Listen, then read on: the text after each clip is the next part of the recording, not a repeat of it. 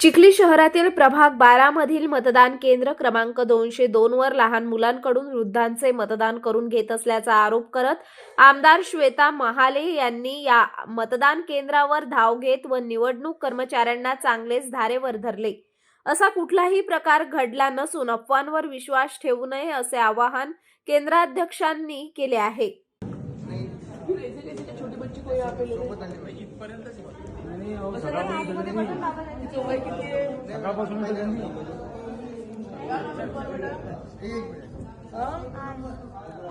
तुम्हारी उम्र कितनी है अर्जुन बेटा? 10 साल की। चलो खेलो तुम बाहर जाके।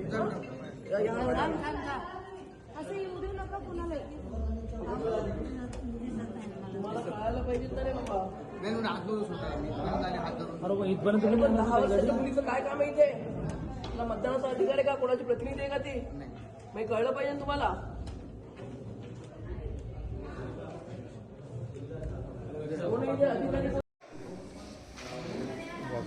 मी प्रभाग क्रमांक 12 वरील केंद्राध्यक्ष म्हणून बोलतो।